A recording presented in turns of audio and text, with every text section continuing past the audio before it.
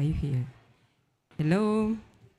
Good afternoon, everyone. You're welcome to this side event where we are going to be looking at the energy transition development in the developing countries, implementation and financing dynamics, with the main objective of looking at the pathways that are outlined in the energy transition plan and the progress made in the implementation of the energy transition plan, and how we can foster collaboration and increase synergies within and across the borders for energy transition.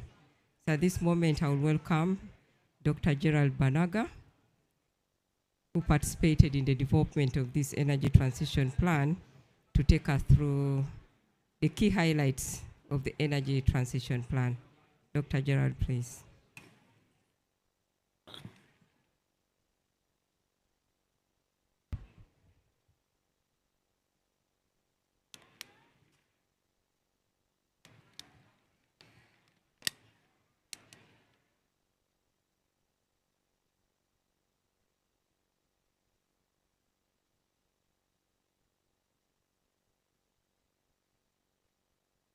Okay. Good morning, everyone. Your Excellency, the Honorable Minister of Energy and Mineral Development, Excellencies, distinguished participants, ladies and gentlemen, I have the pleasure to present to you the dynamics of energy transition in developing countries, the implementation and the kind of financing that is required to achieve the targets for the transition. The energy systems must modernize and upgrade to meet the current challenges of the countries.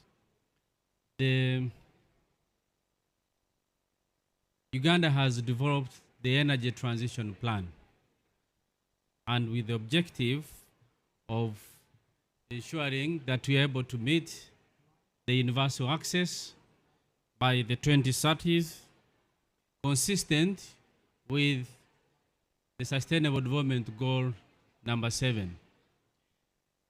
We need to modernize the system, the energy mix, and ensure an efficient use of energy across all sectors in a social and economic transformative manner. Uganda, like many other countries, is a land-linked country, and therefore the issue of access and security is very critical, and so the transition plan has got to ensure that it is able to meet the energy needs of the country and the region in the short, medium term, ensuring that it is secure, efficient, and affordable at all times. Uganda, like many countries, has signed up to national and international obligations, and therefore the transition plan tries to ensure that we're able to mitigate the near-term, medium-term, and long-term emissions, which implies a 20% reduction on the conditional baseline emissions in 2030s. And of course, we are placing the country as a regional energy hub.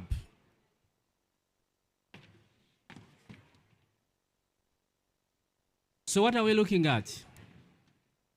We are looking at the country being in the upper middle income quartile by the 2040s. Upper middle income quartile, you can just check which countries are in the upper middle income of 2024, and that's where Uganda is projected to be by the 2040s. And therefore the task of the plan is to ensure that you are able to meet the energy needs of the country at that time. So you look by the 2040s, Uganda should be in the upper middle income quartile. We have said transition is not a universal phenomenon. Different countries are at different levels. For some of the countries, and for some of our country like Uganda, the transition in some aspect means transition from darkness. And therefore the first challenge, the first task is to achieve access, universal access to energy and also to clean cooking. And we are making a target of 2030s in line and consistent with Sustainable Development Goal number 7. So as you see, you have to accelerate the rate of access if you are to achieve the universal by 2030. In that way, you have,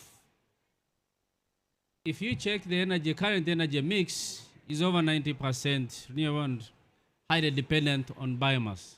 So the bioenergy use will increase, and it continues to increase by 2025.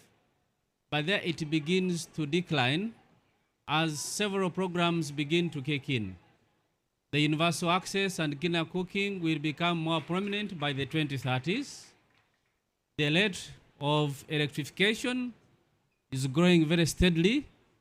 So by around 2037, there is an integration, and of which the electrification rate will grow very steeply, promoted by mainly industrial and also the households attaining a higher tier of energy access and advanced clean cooking using modern cooking methods. So you see a switch around the 2037 there where electrification takes hold. If you project forward into the future, you will see the transformative nature of Uganda's plan. And I must add, this plan was actually launched at the last COP29 by the Honorable Minister of Energy, who is here today. Projecting forward into the future, you see the consumption and the use of energy spreads across all sectors. The country taking leverage of its plentiful renewable resources, and by 2040s, we have a policy target to have generated 52,481 megawatts, and that time the country will become a regional energy hub. And you can see the consumption and the use of energy continues to grow, and by 2050 it will be around 200 terawatt hours. Now, this is what happens by the 2040s. You have higher tiers of access, furthering economic growth.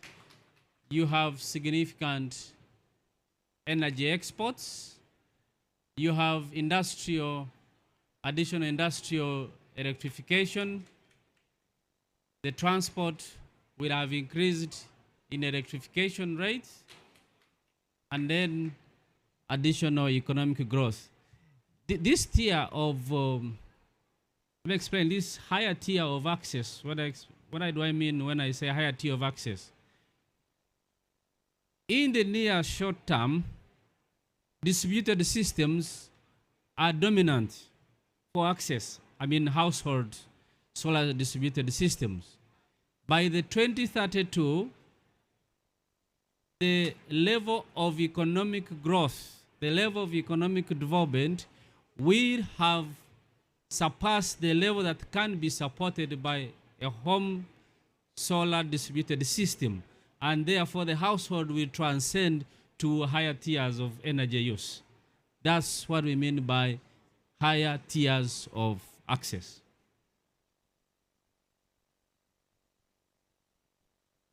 Uganda is blessed to have hydrocarbon resources, and many questions have been asked how the country will use these resources. Uganda's resources will help to meet the growing demand, and in three forms. One, of course, the crude oil will be exported via a crude export pipeline. A greenfield oil refinery is being planned and developed to meet the transportation needs, the transportation energy requirements, replacing the existing or the current imports, overseas imports, saving the country the huge import bill. And also mainly, the third component will be to produce the natural gas and associated gas, which will be processed into the clean liquefied petroleum gas that will be able to substitute, at least to compete with the biomass. Why is that important? Because the biggest challenge for many of the developing countries today is the use of biomass. But the use of biomass is an inevitable energy resource for many households, given their current levels of affordability. Energy poverty is a significant issue in many developing countries, including Uganda.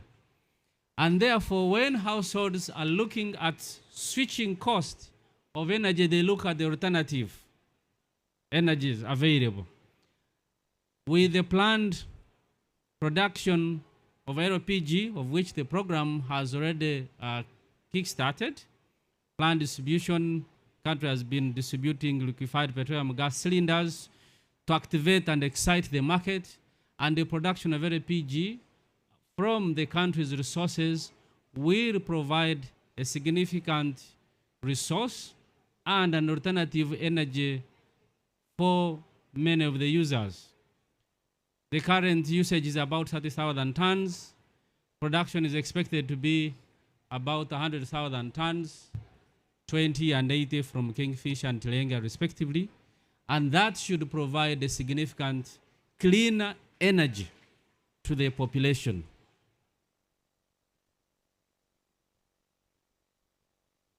What does the transition plan indicate?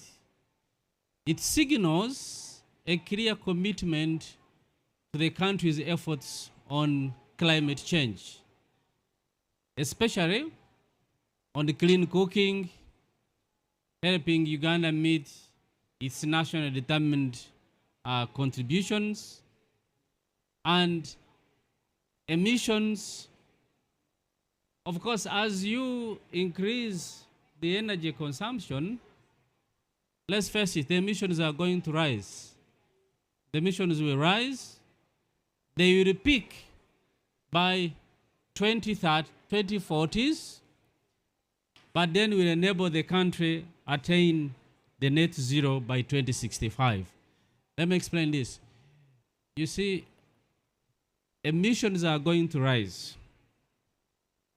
They will reach 2040. So when I say 2040 they peak, it means we'll have reached the top of the curve. And they begin to decline. We demonstrate this better in this curve. And this was the main task of the assignment. Probably the biggest task. And this was the main explanation, where everyone asks, Uganda, you are going to develop your resources, but show us how you are able to meet your commitments. This is what explains the commitment, that our emissions are rising and you are peaking by 2040s. So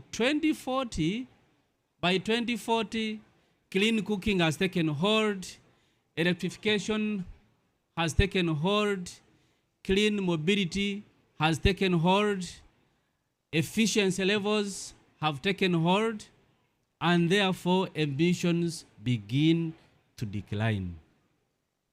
They begin to decline, and you are able to attain a net zero by 2065. And we have modeled the conditional as well as non-conditional.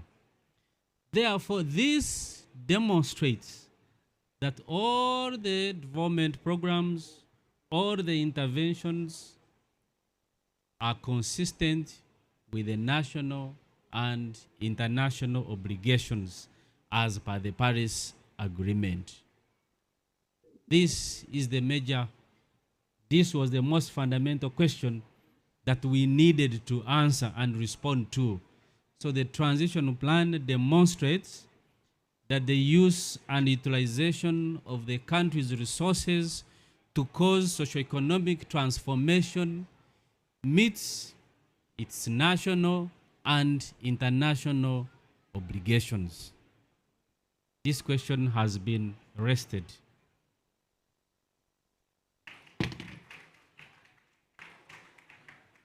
The trajectory, and then you would wonder, where are these emissions going?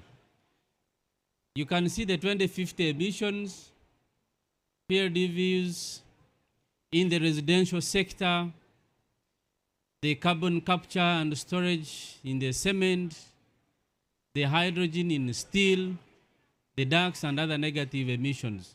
So these, you can see how much each one of them is taking that enables the country to reach a net zero by 2065. And when I say net zero does not mean zero emissions. Net zero means that whatever emissions you have to produce, you're able to abate them. So you have attained a balance at that time.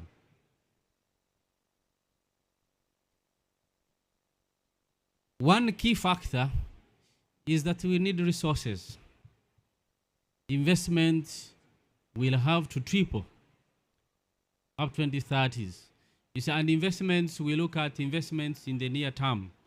The 10 years are most important, most critical for investments.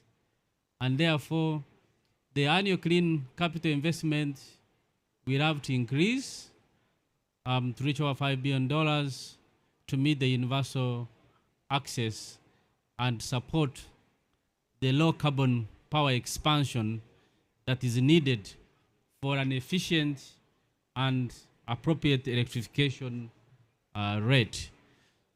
Significant resources needed in the low carbon generation.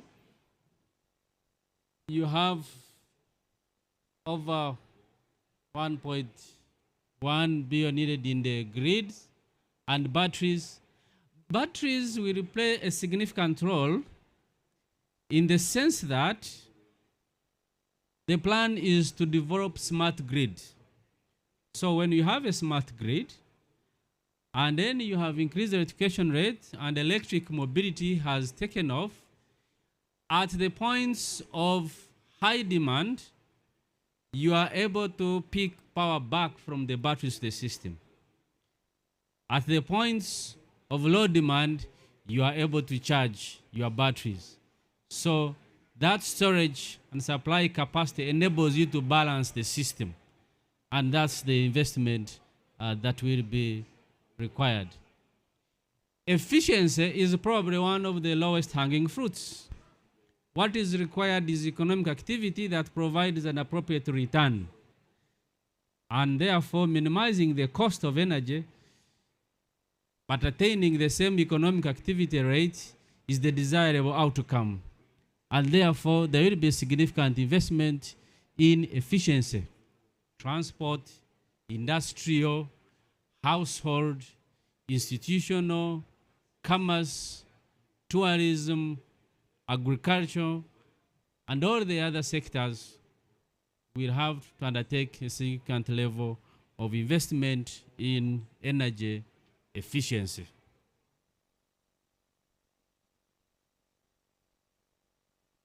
As the investment climbs steeply, then we're able to deliver the desired benefits. And the benefits will be the economic growth, the GDP per capita. The benefits will be in avoided premature deaths. And premature deaths, significant emissions are a big factor in public health, and most of the expectant mothers they are not able to have good bath because of the emissions. We have indoor air pollution, which is a significant problem. We have on-road emissions or roadside emissions. These, they affect significantly on the GDP. So, but with increased investment in access to clean energy, you have an improvement in the public health in addition to saving on the import bills. You have green jobs. They're going to be created, additional jobs to the economy, and green ones at that. But investment is a big factor. And when you talk about investment, where is this money coming from? Financing the transition now is the current topic at this COP and the region that we are having. You require significant resources to meet the expected targets. Not a single pool of these resources will be sufficient to finance the transition of any of the countries. And therefore, we are looking at the various baskets: multilateral, bilateral, DFIs and ECAs, companies and the government bond issuers, state agencies, finance corps, philanthropists, name them.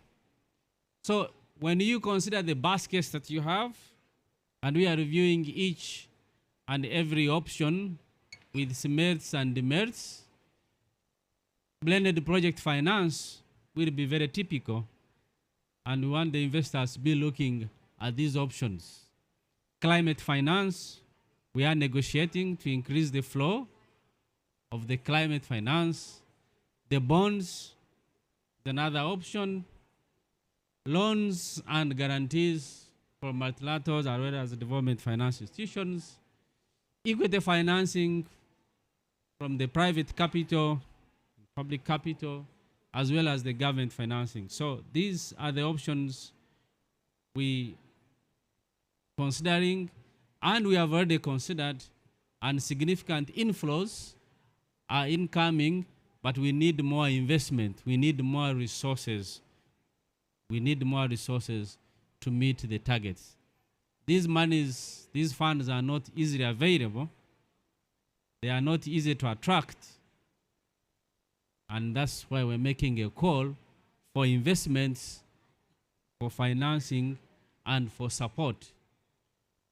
To attract these finances, you normally have to have some clear 5 key areas which we have actually worked on. What are these? You needed science-based plans. Science-based plans. And the country having developed its science-based transition plan, we have commenced on an integrated resource plan, and therefore we've ticked that box. We have objective analysis and projections on how to attain the desired targets. You need to be able to measure specifically the emissions reduction targets. And this we are taking per project. For each intervention, we are able to determine and quantify the associated benefit of that intervention. I said this is done on a project by project basis. You need to have transparency on the emissions, and a number of our projects, we have traded them on the carbon markets. We continue to quantify each of the projects and interventions and make these emissions reduction targets and abilities public, and therefore fostering transparency. You need strong financial performance data, policies. The Honorable Minister of Energy and Development submitted energy policy last year, and it was approved, and our minister published this policy, So the policy environment is very clear, is very strong, is definite, and it supports the transition of the country. And we are developing a number of projects and other projects to supplement the existing ones to ensure that we are able to keep up to the pace. But certainly, financing and resources is one of the challenges that we are trying to address. On this note, Your Excellencies, distinguished ladies and gentlemen, we need to appreciate the partners with whom we have worked on this transition plan, mainly the International Energy Agency, the Norwegian government, which supported the IDR, in-depth review, the French AFD, which supported the IDR and the transition, as well as the African Development Bank, who are supporting the country on the development of the integrated resource plan. With those, I thank you.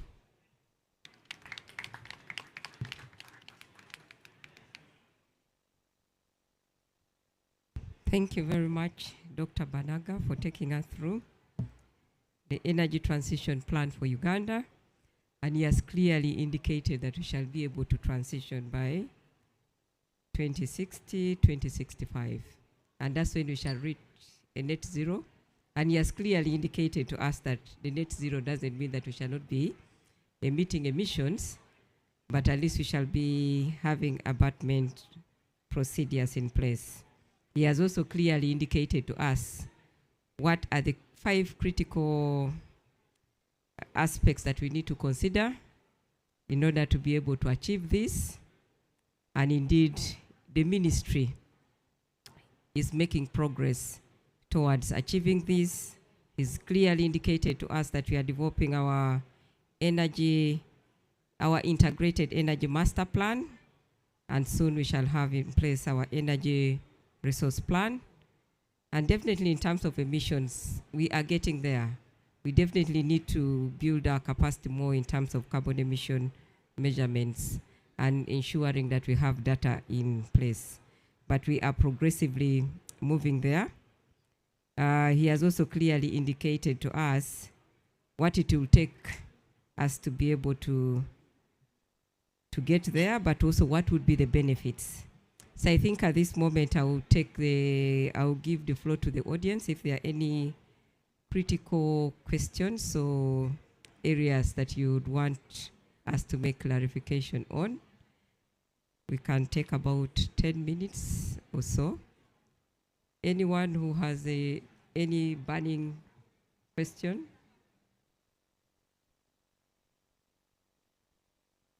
Yes, please.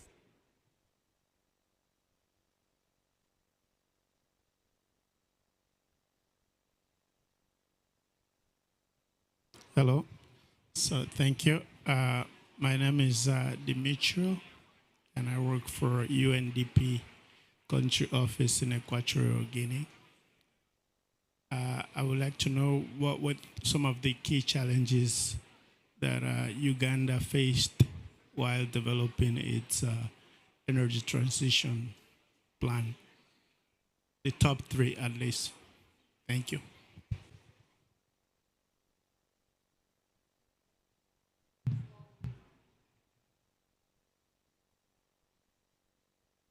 Thanks so much. Anthony is my name from the Climate Action Network. I wanted some clarification on the issue of peat, the energy mix, because the exploitation of peat will actually increase emissions. So I don't know, some clarification would be useful.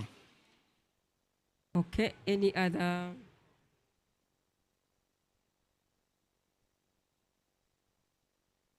Thank you very much for the presentation. I'm called Lauren Songa, the chair of the Climate Change Committee in Parliament in Uganda. I have just come from the Green Investment Dialogues, and there are 2 questions people were asking. I want to transfer them here. One, in our energy transition plan, which is very good, have we addressed the issue of credit rating? Because private sector who have their money, they may not be willing to invest in a place where the country is rated below average. So the question of credit rating, is it addressed? And then number two, the cost of doing business in Uganda. Those are the two areas they wanted clarification on. Thank you.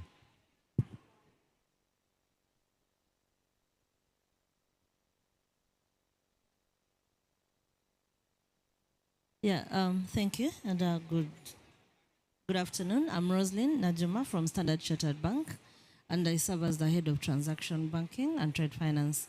Mine is on, he touched it a bit, but it's to do with how we can push blended financing, where we are including the commercial banks with the DFIs. We do have some live projects as Standard Chartered, and we feel that if we bring in more banks, and we put a framework, especially to do with carbon credit trading, because banks are willing to lend where we know that the offsetters of the carbon credits are available.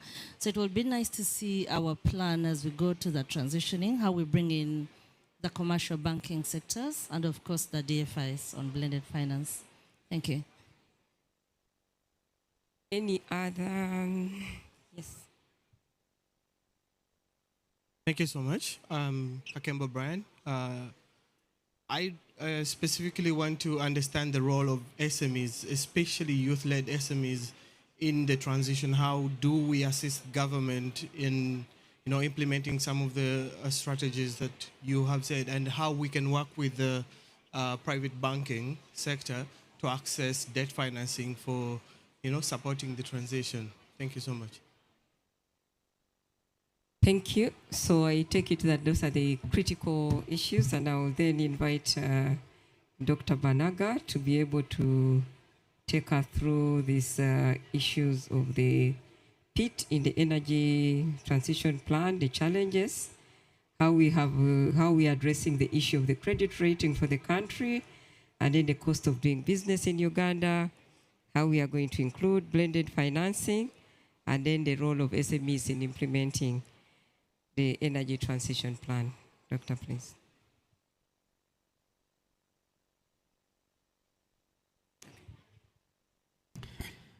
Thank you very much for those questions.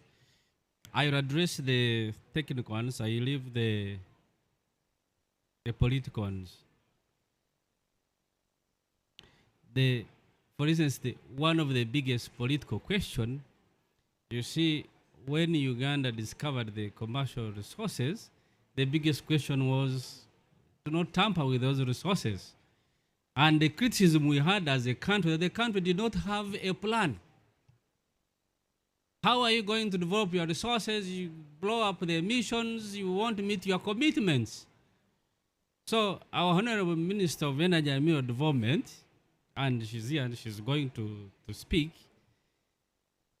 she told the audience in Sharm el-Sheikh, COP27, to give her 1 year and she will return with a solution.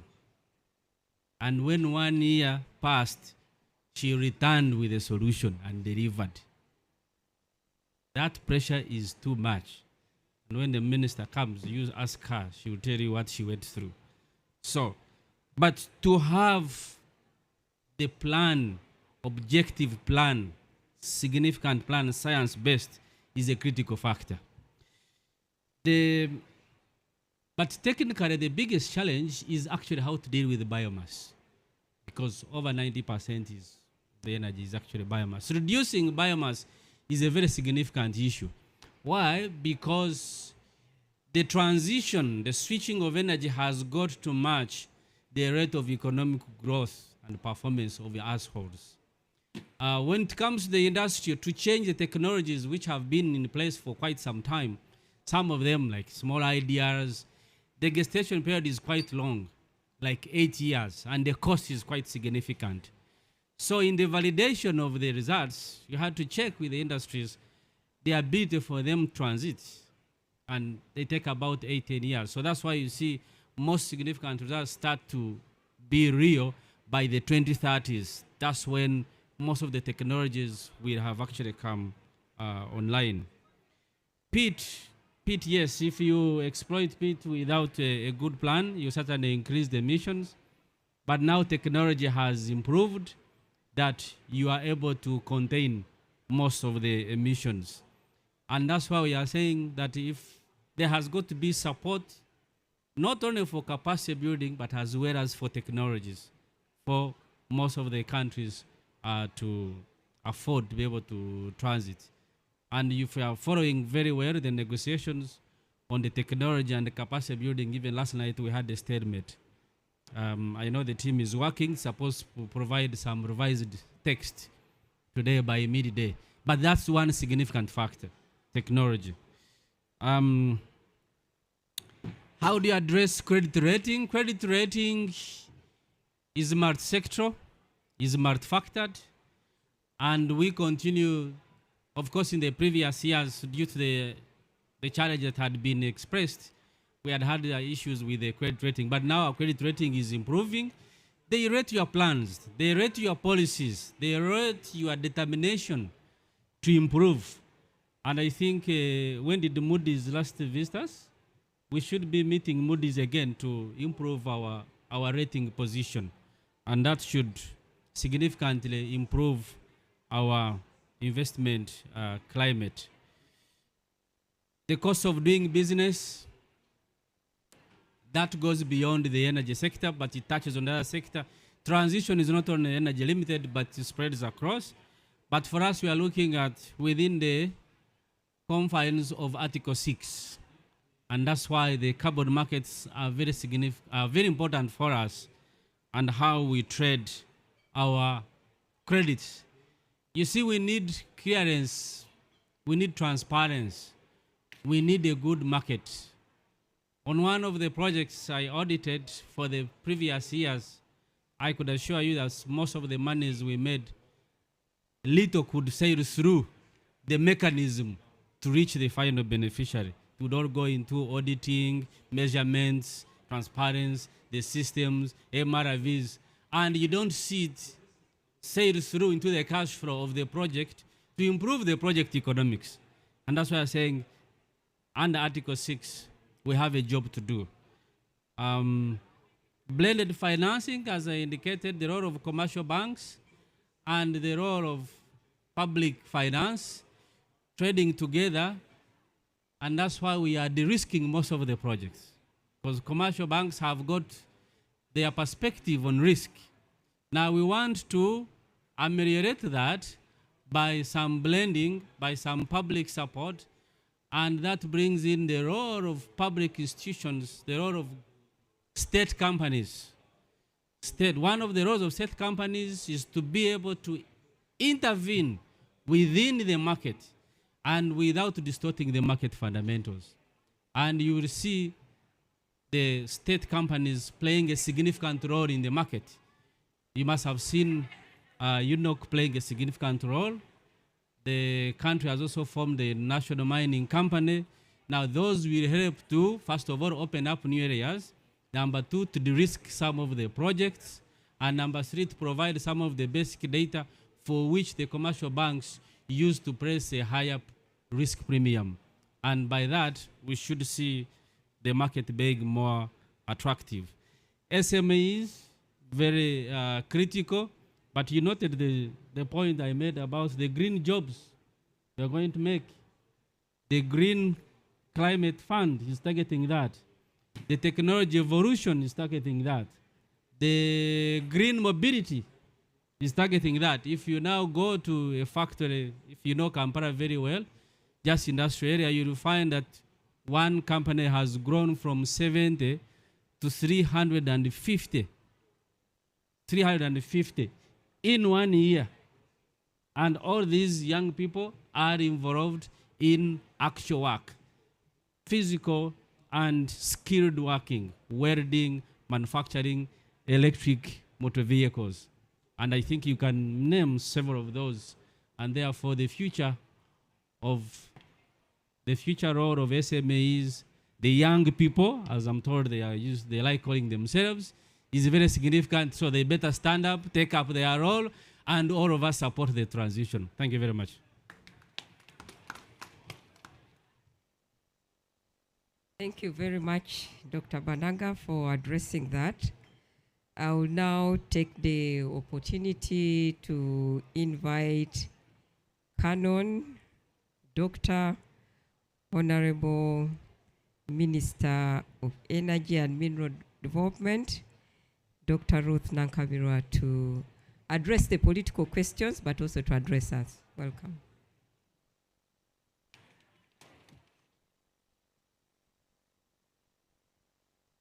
Thank you very much. Good afternoon to you all. I'd like to know how many of you in the room that come from outside East Africa. Outside East Africa, and you are in the room. Okay, one person. What about those that come from outside Uganda? Outside Uganda. Okay, so the rest come from Uganda, right? Okay, I welcome you to this very important session where we are discussing energy transition in developing countries and specifically targeting implementation and the financing dynamics. And I want to thank Dr. Bernard for the presentation, which has been very clear. And mine is just really to share with you the battles that we have been going through, and I've been speaking on behalf of developing countries. You may call them the global south, because when we are at such gathering where some of our colleagues or partners are already at the boarding stage in the transition, but for the global south, we are preparing to make sure that we will go through the journey by having the relevant documentation, travel documentation in the transition. So I think we have really to understand the reality vis-a-vis the ideal. The ideal is for everybody to abandon dirty energy. That's the ideal. The ideal is to make sure that we observe climate change, because the effects of climate change do not discriminate. That's the ideal. But the reality is that developing countries have got challenges. Their target is to make sure that they provide energy. There are those countries where they don't have whatever we call renewable, but they have to provide energy. Uganda is lucky that in our generation mix, we have almost 100% renewable. 90% of our generation mix is from hydro. We have solar. We have wind. We have potential to get energy from geothermal. And this is in our energy transition plan, because it also talks about the sources of energy that we are going to distribute in our energy transition plan. But there are those African countries, developing countries, that are still relying on dirty sources of energy. And they are obliged to deliver this energy for socio-economic transformation. So the reality is we have to help the developing countries to be able to transit, to be able to exploit the sources of energy that they have. Exploit it so that you have something in the kitty for distribution so that you can transit. So the transition plan, which was launched during COP29 in Dubai last year, calls for huge sums of money. But the plan is there. And the energy generation plan is there to have 52,481 megawatts by 2040. one will ask, where are we standing right now? With the Karuma, which has just come on board, 600 megawatts, we talk about 2,200. But we are dreaming, because we are going to see standard gauge railway coming on board, electric cars coming on board. You know, we are going to see agriculture, you know, solar-powered irrigation systems coming on board, but also value addition. Value addition to the agriculture produce, value addition to the minerals, value addition in everything. That's why we target 52,481 megawatts to be generated. So, let me also talk about the challenges in the last mile connection. We are transiting from darkness. We have the national grid being extended, but wires are just passing people and they are complaining. We are seeing wires, the politicians are on my case. We are seeing wires, you know, bypassing us. So the challenge of last mile connection now, stepping down and making sure that you are able to supply energy for production use. I want to thank the World Bank, where we got a concessional facility of 638 million US dollars. And from this, the SMEs will take a portion of about 72 million US dollars, working with Uganda Energy Credit Capitalization Grant Company, UECCC. It is a wholly government-owned company. There are two shareholders. Majority shareholder is the Minister of Energy, and then the other shareholder is the Minister of Finance. That facility will take care of the SMEs to help them transit. Those that have been using charcoal in their, you know, businesses are helped to transit to solar, at least using solar. And UECCC has been demonstrating how they have been helping SMEs. So my challenge is really making sure that even the little energy that we have, the electricity that we have in the country, is not utilized. All of it is not utilized. Yet you paid for it, it is to be generated. So out of the 2,200 megawatts we have, we want to transit, but we don't have capacity to establish that distribution network to be able to reach everybody, at least to use all the power that we have in the country. So we have about 600 to 800 megawatts, which is not utilized, which now companies are targeting to come and establish data centers. But data centers pay cheaper money. They want to pay 3.5 US cents per kilowatt per unit. Yet you generated it at a higher cost. But instead of this power being redundant, we are saying we better sell it in the pool, get money, and be able to facilitate the loans. So the challenges in energy transition for developing countries is in the capital that we need. Dr.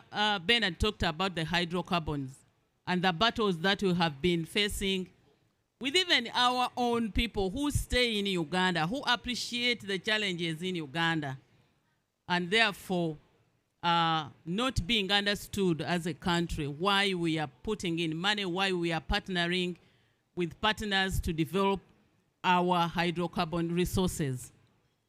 It's because we want to get money, and indeed money is ring-fenced. The Petroleum Fund is ring-fenced for infrastructure development. And part of the infrastructure development is the electricity infrastructure development, grid expansion, and distribution network expansion, and even generation to a certain extent. So The hydrocarbons are developed in Uganda, but carefully. We have put laws in place that safeguard against environmental degradation. You are not supposed to vent. You are not supposed to flare the gas. We want to find ways of, harvesting the gas. It may be needed in beverages. The gas that is put in beverage, where does it come from? So even with peat, we record it as a source of energy, but we are also doing research to make sure that there is a new technology that we can apply that can safeguard against environmental degradation. Save for even hydropower has its disadvantage. It's clean, but those big dams, the safety measures for the big dams, once something small happens, villages can be swept by these big dams. So what do? Hydropower is clean, but its generation has challenges. You must apply highest level of safety measures. Nuclear.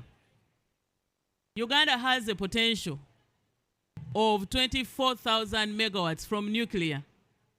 But there are people who don't want to hear anything talk about nuclear energy because of challenges of waste management. But there are other countries that have gone through it. So I'm calling upon scientists, don't sleep. Scientists will save the world.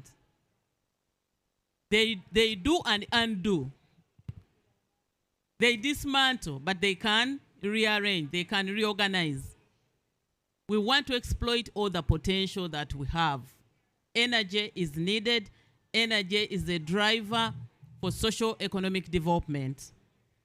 So the political question about the safety of peat, safety of nuclear, is science. Science will be the one to save us. And then, as I conclude, on the blending financing, the commercial banks, my fear with commercial banks, unless you give special interest rates, like concessionally really, because I know that if the facility is not concession, it will have an input at the end user tariff, and power will remain unaffordable. And so you will be transiting while leaving people behind because they cannot afford. We can partner with you. For example, in the LPG, the liquefied petroleum gas, which we are really enhancing in Uganda, I will need like $30 million every year to cater for the 500,000 gas cylinders plus their accessories, which will be manufactured every year from 2025-2026. We've already signed the purchase and supply agreement with Global Gases Group, and government will be supplying these gas cylinders freely. The initial fill will be on you, on government, but the subsequent filling will be on you, the beneficiary. So we need to partner with banks and everybody to sensitize people to adapt. Adaptation is very critical. People will keep the gas cylinders behind just to show a visitor that they have the gas cylinder and they are safe, but without using them because people fear to use gas. So the banks can come in, use your facilities to at least help, sensitize people to adopt, to transit from using dirty sources of energy to at least the cleaner sources of energy. So this is a big project that government has engaged in. How I wish my Minister of Finance can access some finances to, because $30 million, my colleagues, members of parliament are here, to get it from the budget every year might not be tenable. But if we can, this is an already, already made project that can be facilitated. Government has given in land freely to this investor to construct a factory that will be manufacturing gas cylinders in Uganda, but these gas cylinders can go beyond Uganda. Our transition plan is to make Uganda an energy hub.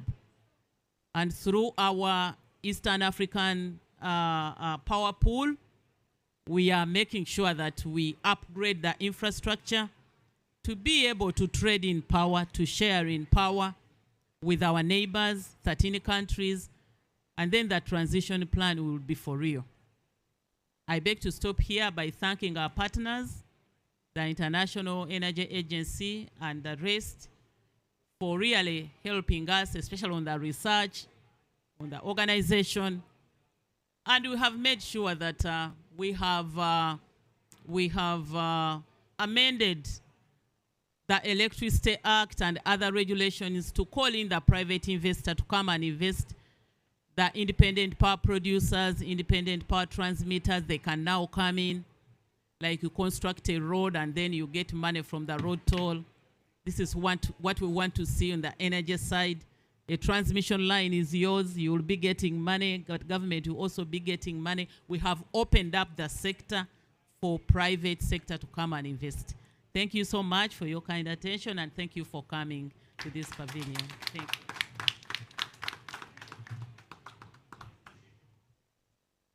Ladies and gentlemen, we have come to the end of this side event, and I want to thank all of you very much for coming to participate. The development banks, the SMEs, the Honorable Minister has just indicated that we have Uganda Electricity Credit Capitalization Company here that has some resources that you can benefit from. And the two gentlemen seated right behind here, you can please have a word with them and they will give you more information. Thank you.